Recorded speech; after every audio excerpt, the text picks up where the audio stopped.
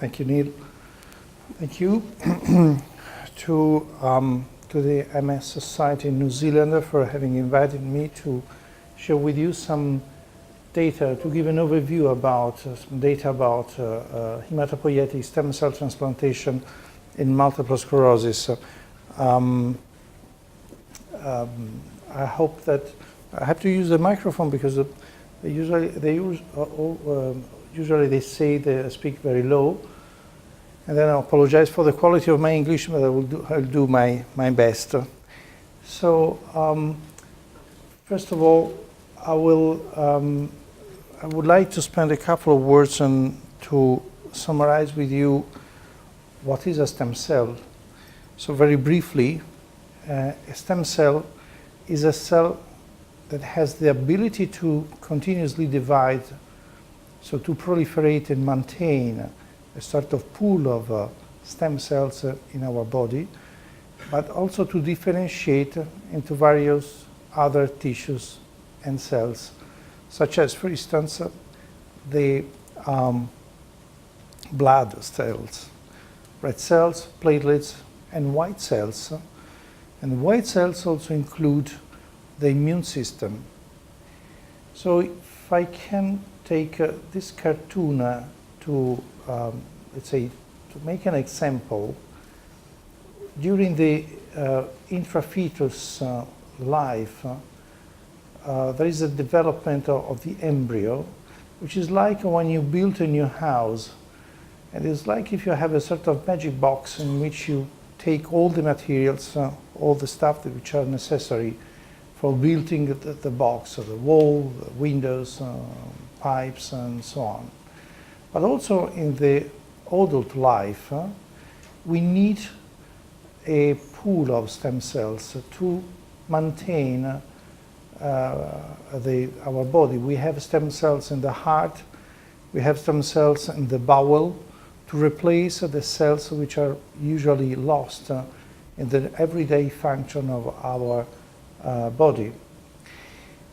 But we need a special pool of stem cells, which are the blood cells, blood stem cells, or blood hematopoietic stem cells, which has the main function to provide the cells of our blood for our life.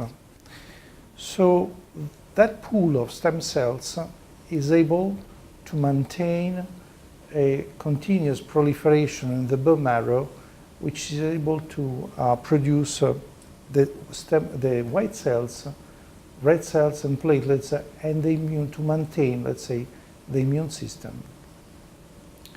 How do we make it hematopoietic stem cells? Hematopoietic stem cells is basically chemotherapy. It's a chemotherapy that we administer to a patient. The target of this chemotherapy is to erase the bone marrow and therefore also the immune system of the patient. After this action, we can take a graft of stem cells, and these cells are infused intravenously like a transfusion. The stem cells go across the body, all the organ and tissue, and then go back in a process which is called homing to the bone marrow. They settle again in the bone marrow, they begin to proliferate, and after about a couple of weeks, they are able to restore the function of the bone marrow, including the immune system. Therefore, there is a couple of concepts that I had to drive for your attention. First of all, we need the stem cells. When we take the stem cells from a healthy donor, we do an allogeneic transplantation. When we collect the stem cell, the own stem cells of the patient, we do an autologous transplantation. The second concept is that when we do the chemotherapy, the white cells of the patient drop to zero. So that means that the patient is extremely exposed to infections and also to risk of hemorrhages. So therefore the patient has to be admitted and cared in a hospital. We have to protect the patient from infections. We have to provide transfusion for this period, which lasts about a couple of weeks. So hematopoietic stem cell transplantation is an aggressive procedure. It has to be carried out in a specialized unit with personnel which is very well trained to carry out the procedure. Just one recall about the collection of stem cells. In the case of autologous transplantation, the stem cells are collected through a machinery which takes the blood of the patient, remove the stem cells and put them in a bag. All the rest is infused back in the patient. So the autologous transplantation is a double-phase procedure. The collection, where we can also administer some chemotherapy, and the chemotherapy, which is called conditioning regimen.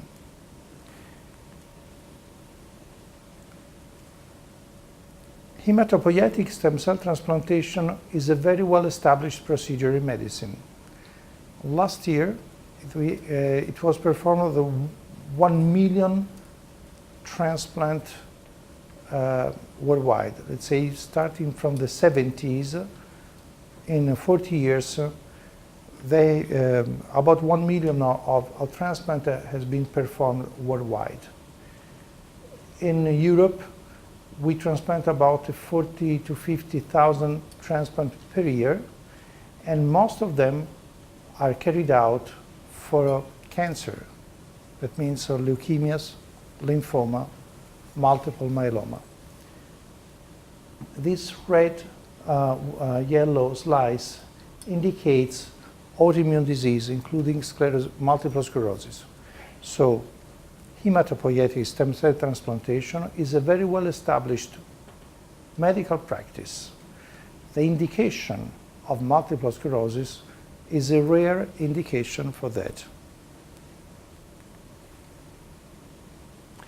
How does the transplant works, and in particular the autologous transplantation, which is what we do in multiple sclerosis?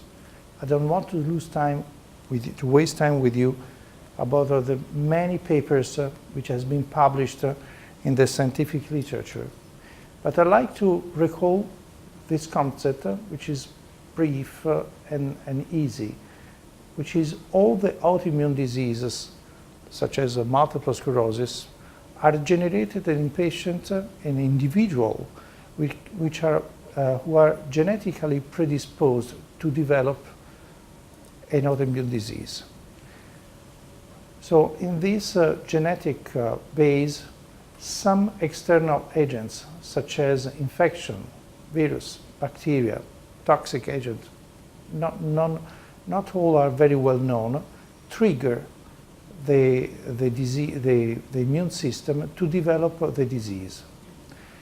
When we administer this high-dose chemotherapy, let's say when we do an autologous transplantation, we erase the immune system and we induce it to regenerate from the stem cells of the patient. The aim of this is rewinding the immunological clock of the disease, like to put back the disease to a state of latency. And when we started to do that, following a number of studies in the experimental model and some coincidental case of patients who were transplanted for leukemia, but they also had multiple sclerosis or lupus or Crohn's disease. So we had the opportunity to see what happens and the effect of the transplantation on the autoimmune disease. Some patients, some centers started a pioneeristic activity. But this is the first report, exactly 20 years ago, of 15 patients which were transplanted in Thessaloniki by Athanasios Fassos, who is the real pioneer of this indication. 15 patients with progressive multiple sclerosis were transplanted and reported to this journal. What happened in the following 20 years? This is the registry of the European Bone Marrow Transplantation Society. More than 2,300 patients transplanted for an autoimmune disease, and half of them for multiple sclerosis. So to our registry, more than 1,000 patients last year were reported for having received a transplant for the primary diagnosis of a multiple sclerosis. How many transplants we do and what is the trend? This is this graph reports the number of transplants of procedure, which means patients which are transplanted per year and reported to the registry. You see there is an increasing trend in the last 5 years. We are now transplanting data from 2016 are still incomplete. We are transplanting more than 100 transplant patients per year for multiple sclerosis. But there is an important issue which is reported here, which reminds us that transplantation is a medical procedure, not completely, let's say, without risk. The toxicity, which is related to the conditioning regimen and the immunosuppression, can also result in some degree of transplant-related mortality, which is overall 2%. But I invite you to look at the graph. In the last 6 years, despite the increase in the number of transplantation, the transplant-related mortality is dropped very close to zero. Now, 0 and 100 do not exist in medicine.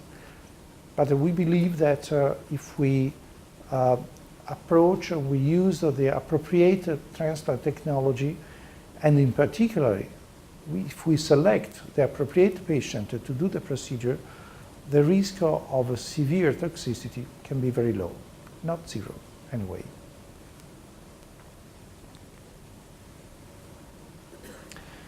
Where do the transplants are performed? Worldwide. The data of the EBMT show that a number of centers have accumulated a considerable experience. And in particular, in the last 5 years, you see that at least 6 centers, including Sydney, which reports to our registry, has transplanted more than 25 patients for MS.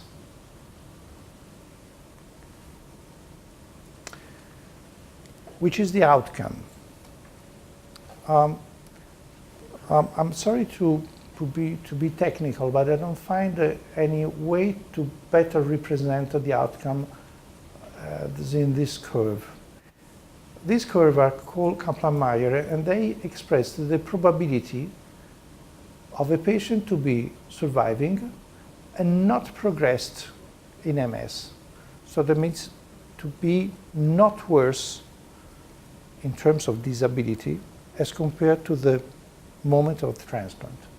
The 0 is the moment of the transplant, and the curve reports here the probability in percentage of being alive and not progressed as compared to the baseline. These are months, these are years. This is the Swedish registry, 52 patients transplanted mostly with the same technology. This is the Italian registry, 72 patients transplanted with the same transplant technology. And you see there is an advantage in patients transplanted early in the phase of the disease here, or, which is more or less the same, in the relapsing remitting phase as compared to the secondary progressive phase. These are the data extrapolated by the registry. This is just the European registry, and this is a combined analysis carried out by the European and American registry with patients which were transplanted at least 5 years before the analysis. So those patients had at least 5 years of follow-up.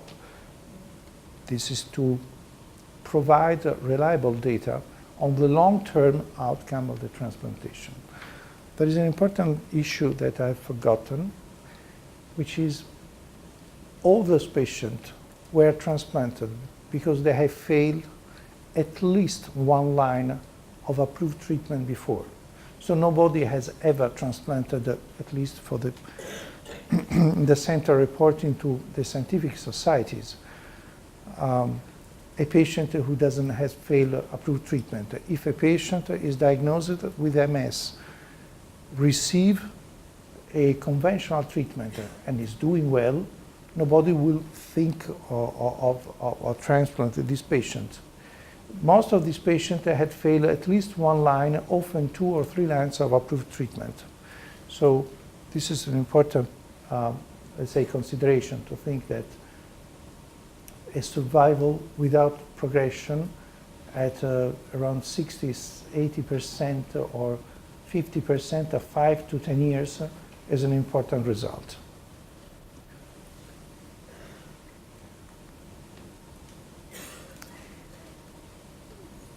At the very beginning, we transplanted mostly patients with an advanced disability. Neurologists didn't trust the transplant. It was new. It was perceived as an extremely aggressive, risky procedure, very expensive, with no clear results about the outcome.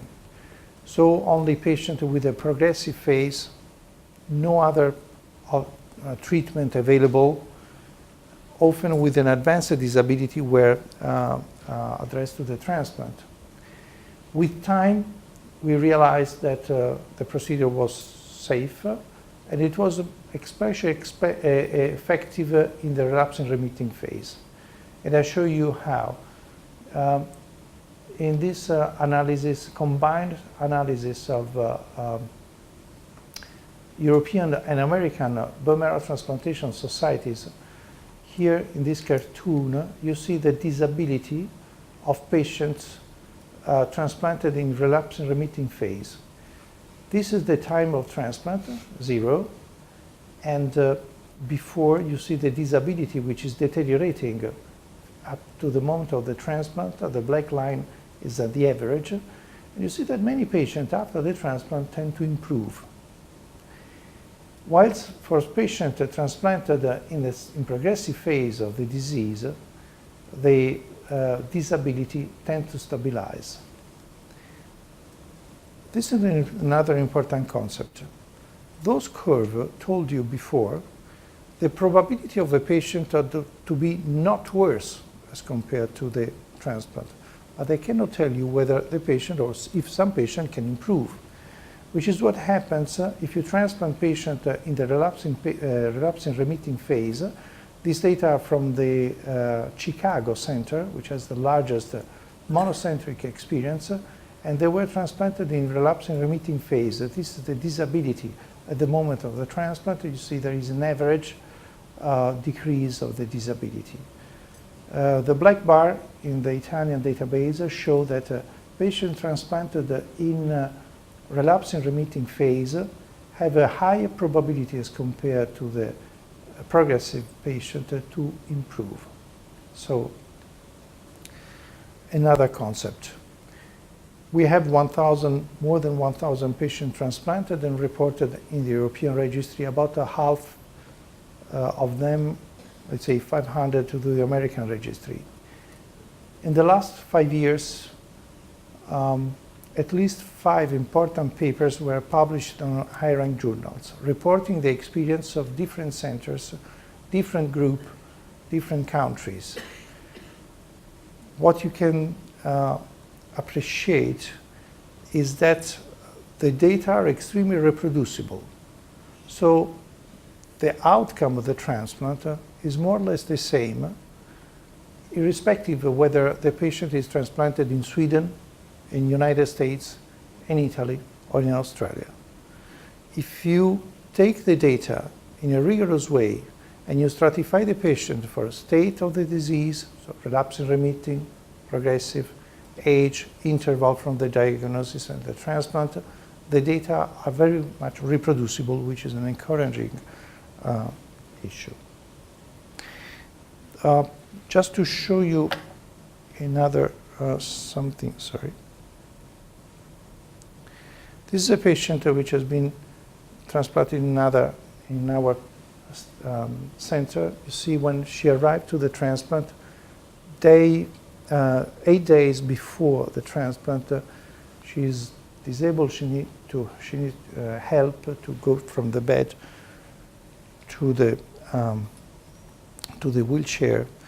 This is the patient at the discharge, 15 days after the transplant. The white cells has recovered.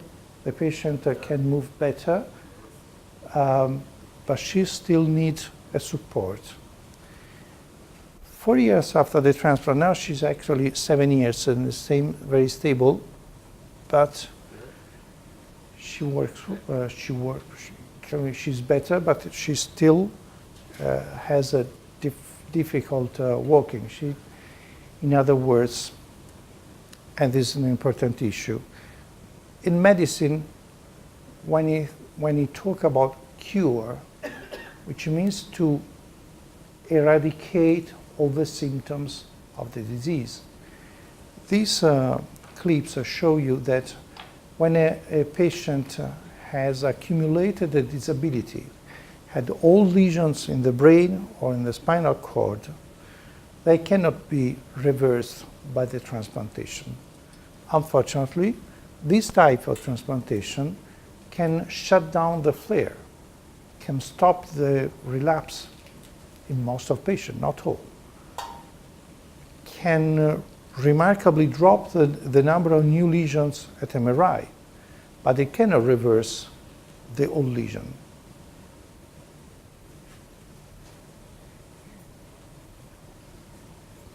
This is what's going on in the world. Now, this is the European data, but in the America, in the North America at least, but also in Brazil, which is another active country, it's the same. In the yellow, patient in a progressive phase, blue, patient in relapsing remitting phase. There is a progressive increase of number of patients sent to the transplant in the early phase. The neurological community has understood which are the limits and also the advantage of the transplant, and now there is not much sense to wait that the patient has entered into the progressive phase for transplanting it.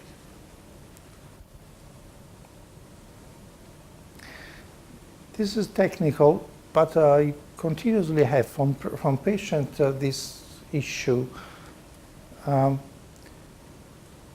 As I told you, there is not a clear impact of the transplant technology in the outcome.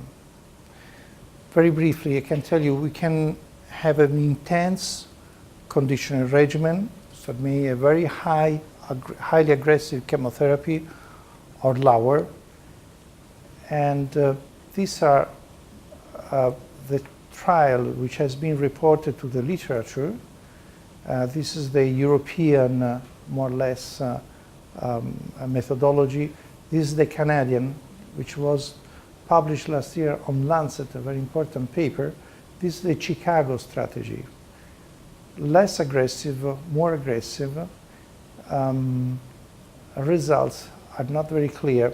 Some patients call us and say, I want to have a myeloablative transplantation. Now I want to have a lymphoablative transplantation, which is lymphoablative and myeloablative. It's too early to say which is the best technology. Results are very similar. So just to reassure you, the important is that the selection of the patient has a much more relevance in the outcome, as you see in this graph. On the left, it's favorable. On the right, it's unfavorable. The only thing which has a statistical significance is the phase of the disease, nothing else.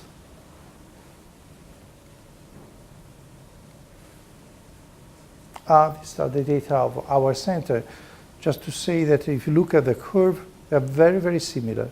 85% of patients transplanted in in the relapse and remitting phase here at 5 years, we are here 8 years, are stable and not progressed after the transplant, while it's secondary progressive and doing very well, and doing worse.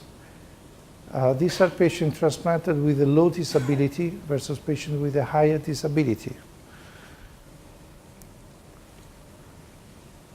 This is what is called non-evidence of disease activity, which means no relapse, no progression, no new lesions in the brain at MRI. So let's say the best that they can achieve. And the patient transplanted in relapse and remitting phase has about 71% of probability of being NIDA, so with no evidence of disease activity at 7 years from the transplant against 25 with a secondary progressive phase. I'm approaching the end. Relax. But this is another. Everything that I show you is published on scientific journals. So it's not personal acquisition or personal thoughts or opinion. And if you look at the data reported in the literature, I told you about this NIDA, non-evidence of disease activity, and you take the data published in a number of studies on drugs, like these ones, and the placebo arm here, and you look at the probability of being with no evidence of disease activity at 2 years. These are the placebo, these are the interferon, and this is the percentage of patient NIDA at 2 years with fingolimod. This is Tysabri, this is acrelizumab, this is alemtuzumab, is Lemtrada. You see the probability of being without any sign of disease activity, including new lesions at MRI, is around 50%. These are the studies published on transplant. I have to say that these patients were usually much more advanced as compared to these studies because they had failed at least 1 or 2 lines of these drugs. So, time to go to the take-home message. The transplant results in a long-term stability or even in a proportion of patient of an improvement, anyway in a high proportion of MS patients who had failed previous treatment. The safety profile is currently to be considered acceptable. So 0.2, 0.5, 0.6 can be much or less according to you can judge. But these are the numbers.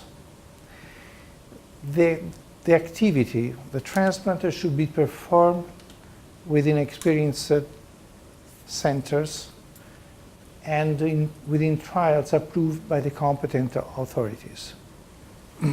Can be an observational trial in a center, but there should be something, spontaneous activity should be, let's say, avoided.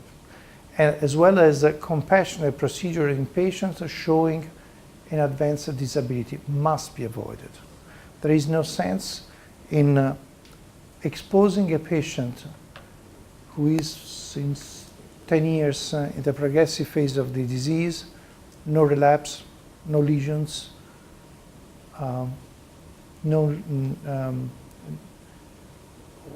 to the risk of a transplant. The ratio benefit risk that in every medical procedure we should always assess is definitely unfavorable in this type of patients. So for Grant and me, it wouldn't be a good idea. I don't know which is your phase of the disease. Or in patients just remember with that's advanced disability must be avoided, HSCT, that's not what I'm going for. which Missing is chemical probably stem applies cells. to him and me. But no, Sorry? Can I just suggest we just hold the questions Oh. until Professor Saccardi finishes, and then there will be Okay. an opportunity. I'm one of the, Yeah, sorry. I'm the final slides. Don't worry. Go. I finish in a moment. So this is a review that we have with some colleagues published recently on this journal, Nature Reviews Neurology. And this is what, according to the, let's say, scientists which are involved in transplant for MS, this is what we think is the profile of an appropriate candidate for transplant. So relapsing remitting MS or progressive for a short period. It means someone who's going to switch to the progressive phase but still have superimposed relapses, new lesions at MRI. Some sort of recent clinical inflammatory activity, for instance, relapses or new lesions at MRI. Young patient, there is an overall threshold of 45 years. These are statistical consideration. Usually younger patients are doing better than older patients. Short disease duration, usually no longer than 10 years. Low to moderate disability, ADSS lower than 6 at least. Actually, those variables somehow are related one to each other. I mean, a younger patient with a short disease course is more likely to be still in the relapsing remitting phase and is still likely has some inflammatory activity. This is very important. Failure of approved high efficacy disease modifying therapy, preferably no more than 2 lines.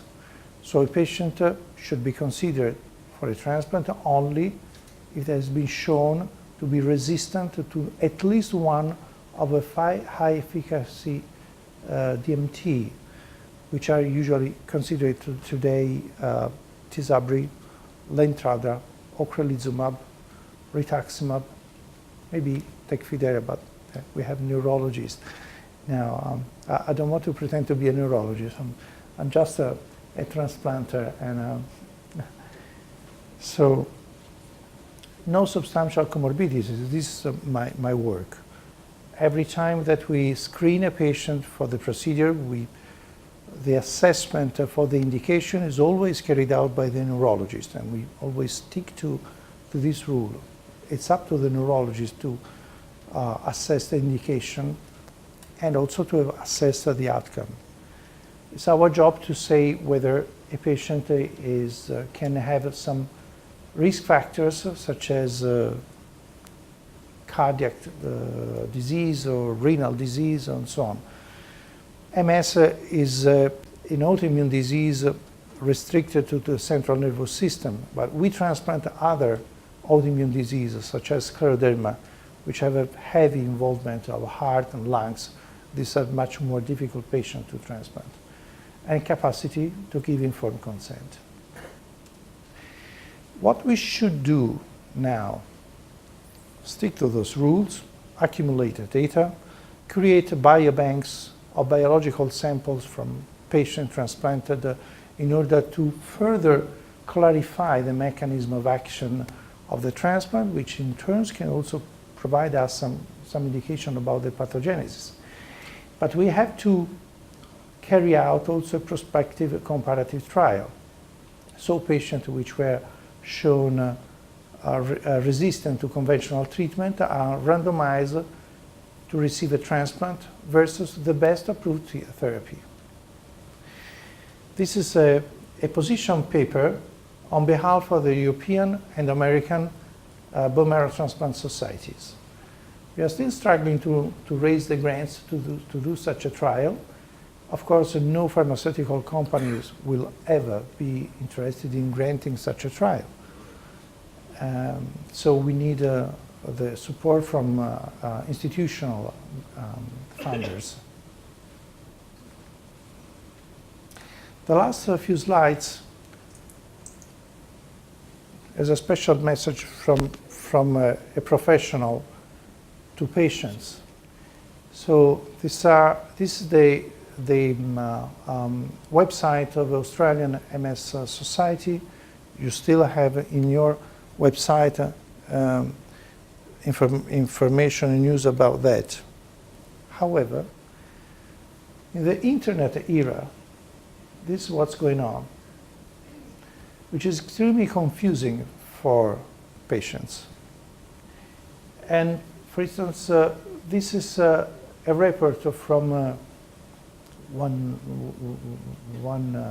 from media of a paper published by British and American colleagues. You see here, patients who had been wheelchair-bound for 10 years have regained the use of their legs. In brackets, since we started treating patients 3 years ago, some of the results we have seen have been miraculous. Professor Basil Sharrock. Now, I know Basil Sharrock. I strongly doubt that it's ever pronounced the word miraculous in an interview. There is nothing miraculous in the bone marrow transplantation, just clinical science. The results that we have are very good, we are satisfied, but there is nothing miraculous. This morning, I Googled. So this is, as I Google stem cell multiple sclerosis. So what I have here, the first link that I found, then we have the NIH, so official, but the first one is this one, StemGenX. I didn't know that. So I opened the link, and I found an extremely well-made website, experience, safety, results, multiple sclerosis. You go ahead and you find the story of Barbara, the story of Janice, and another information. I draw your attention on these two sentences.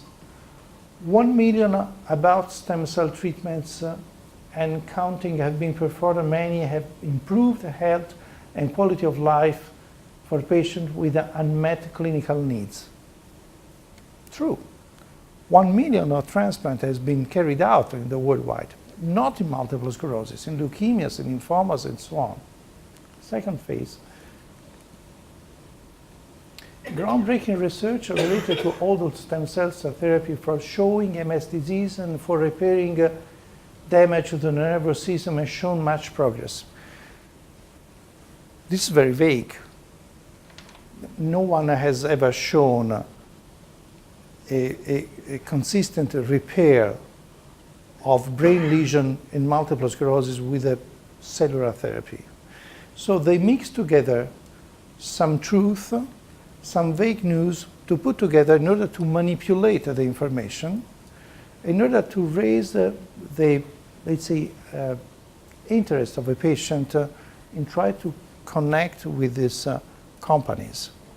So what we should do as a scientific society. So we know in the internet era, increasing visibility among patient networks. Patients are available in traveling across countries. Some centers follow a commercial policy, and there is a risk for misleading outcome data, as we saw before. So if you apply for a program of transplantation in a center, and they just ask you your age, they give you the price, and they said you, okay, I can put you in a waiting list in 2 years or 3 years from now, well, without asking which type of MS you have, which type of treatment you have received so far, which is send me, we ask, for instance, to have at least the CD-ROM of the MRI and a clinical report of the neurologist to understand which is the condition of the patient. So if they don't ask any of these questions, it could be possible, let's say, it might be likely that there is a commercial interest more than a scientific. Sorry? What if they do ask those questions and they don't say 3 years, they say 7 weeks? What about that? And they've asked all those questions well, let's say if they ask those questions, I can answer and see what they say, what happens. So we are creating a section in our website of the EBMT, European Bone Marrow Transplantation Society, with a section for patients. And of course, we need the involvement of patient society like yours, because we can keep that website updated with appropriate scientific information. You can link from your website to our link, and in this way you can have the guarantee that the patient can have access to a rigorous and reliable scientific information. This last slide is the dome of the Cathedral of Florence, my town, and is just to thank you for your attention.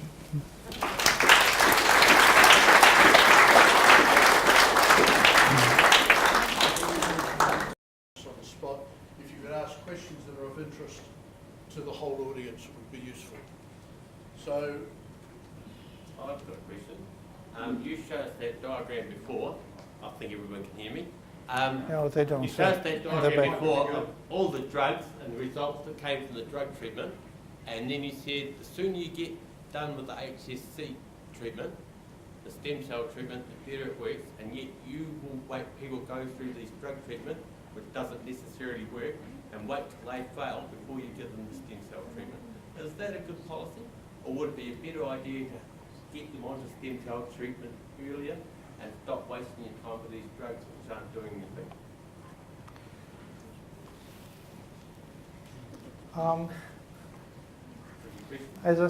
As I said before, for any medical action, we must always assess the ratio between risks and benefit. I understand what you say. I have some patients, young patients, very well educated, university level. They read the scientific literature, so they didn't just Google. They come to us and they say, I'm young, I have an aggressive MS. I know that reading the scientific literature, the medical literature, I have a high probability to be worse than now in 5 years in 5 years. So why should I wait to need a stick to walk? I prefer to take the risk of having a transplantation now and access to the higher probability according to the published literature of being without evidence of disease activity. However, the approved treatment so far are relatively safe, more or less.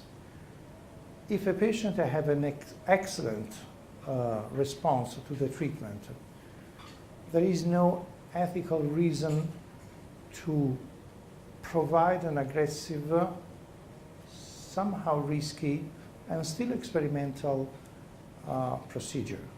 So the concept of dose escalation or escalation is something that we have to respect. There are rules that we have to respect. Maybe the question should be put in another way.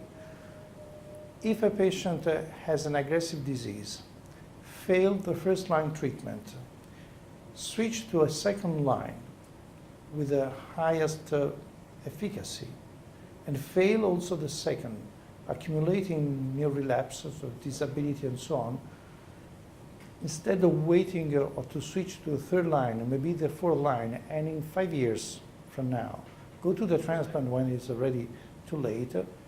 This is why I wrote in that panel, should have failed at least one line of efficient therapy, possibly no more than 2.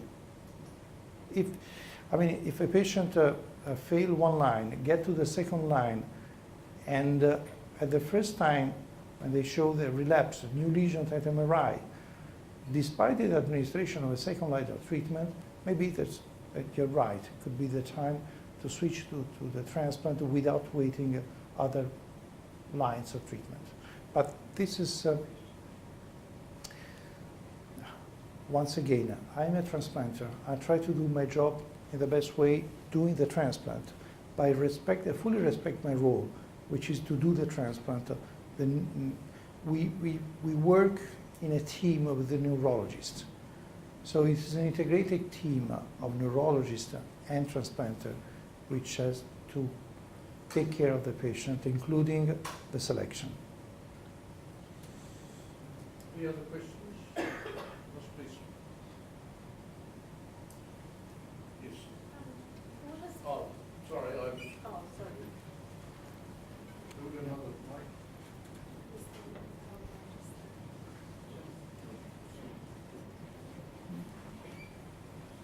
Far away. Can you explain to me the collection of the stem cells? Are they collected from the patient themselves, are they? Yes. Yeah.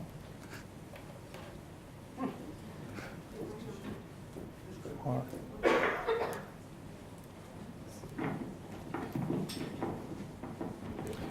So, in the case of the autologous transplantation, the stem cells are collected from the patient before the procedure. We usually administer a chemotherapy and then drugs which are called growth factor, which mobilize the stem cells from the bone marrow into the blood. This allows us to collect enough stem cells to carry out the transplant safely.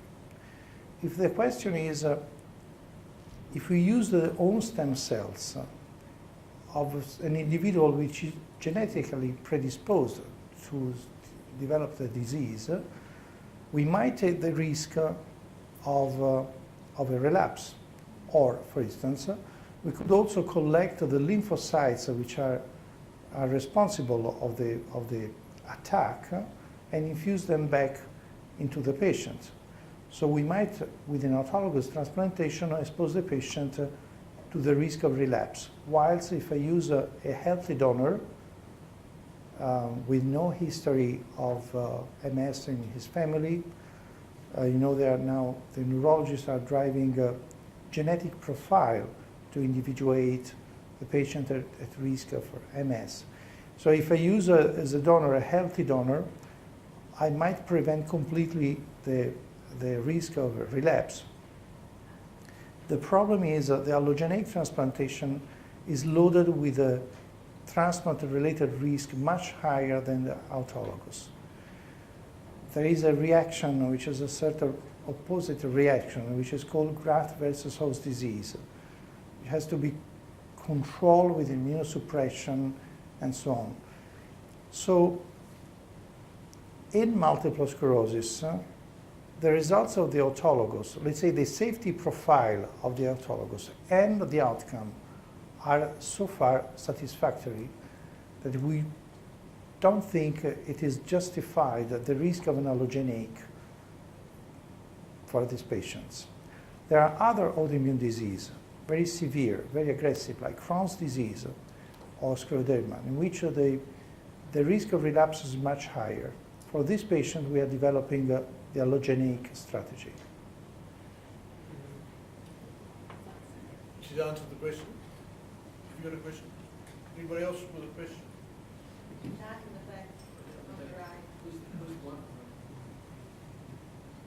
Sorry, put your hand up.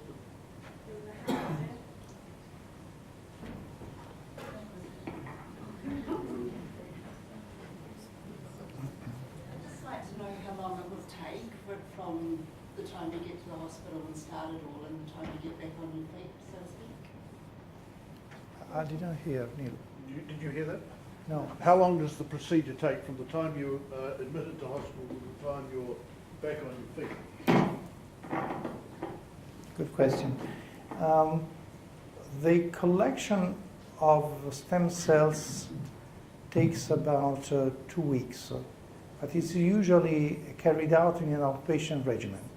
So the administration of chemotherapy at the beginning is we usually do it in an inpatient for safety reason, but then we discharge the patient and all the rest of the procedure is carried out in outpatient, including the collection. The transplant takes about 3 weeks of admission, 1 week for the administration of the chemotherapy, and 2 weeks for the bone marrow to regenerate. So from the beginning up, the patient is admitted for the transplantation about 2 weeks after the collection of stem cells. So the whole process takes about 2 months, with an interval in which the patient can return home. When we transplant a patient from Italy or from Europe, they usually return home for a couple of weeks after the collection of stem cells. Patient coming from overseas remain in Florence also to keep low the cost of the procedure. Yes, one of the advantages of using Florence is, of course, it's a lovely city to have a transplant. Thomas, I don't think that's working. You can make it work. Can I ask you about the safety of the procedure?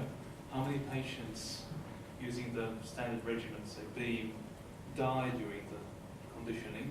How many patients get worse in terms of their disability in your experience?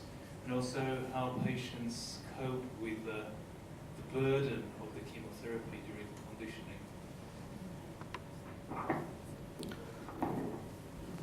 Well, in our experience, we don't have any casualty, fortunately.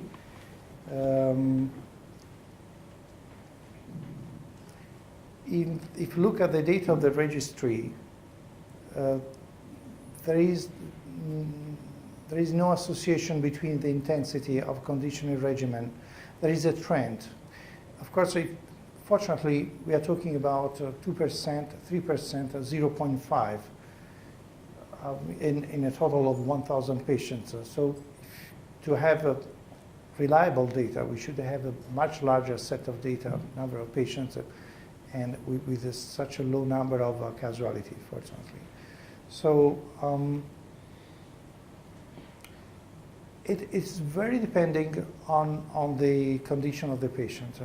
Sometimes we have transplanted young patient with a low disability, EDSS 3 to 4, and they have the whole procedure without any significant problem. When we transplant patient with a higher disability, 6.5, we tend not to do it then anymore, but it happens.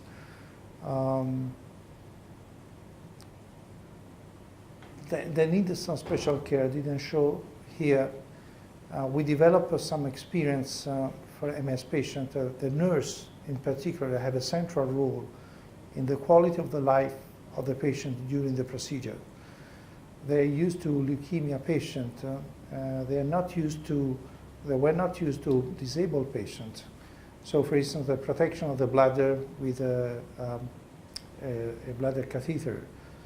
As soon as the patient has fever, which happens during the aplasia phase, their disability deteriorates very quickly.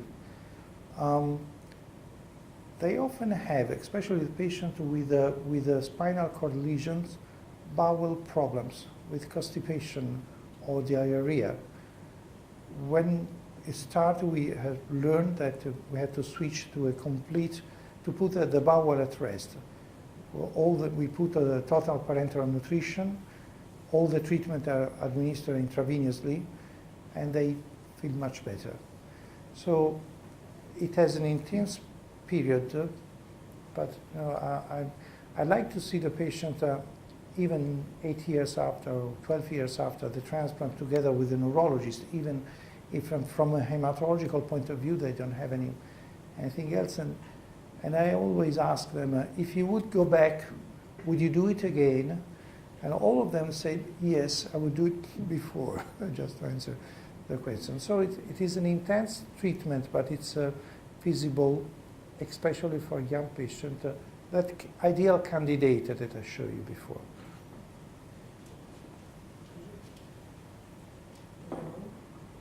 Is there an age range for this? So 45, is there any age limit?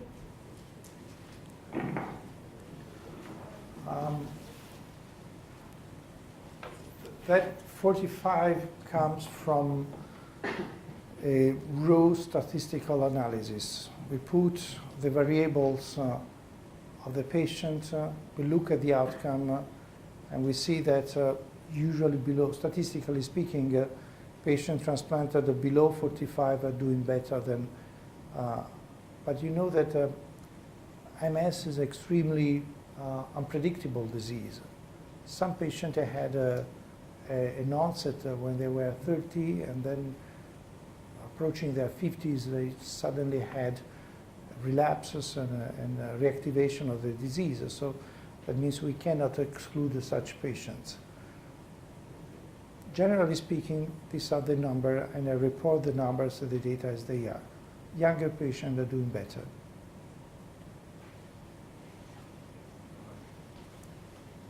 Right, ladies and gentlemen, I think at this stage we will call it. Can I have one question? Well, perhaps you could just ask Dr.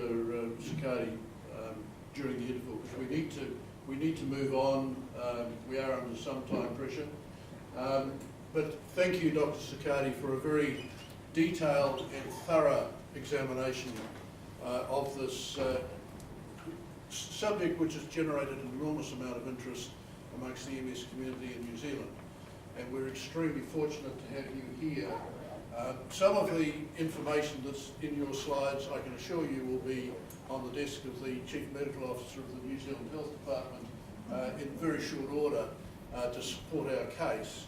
But just as a small thank you, and hopefully you can take that back to Italy, a bottle of New Zealand Central Otago Pinot Noir, which you sampled last night. But would you please thank Dr. Saccardi.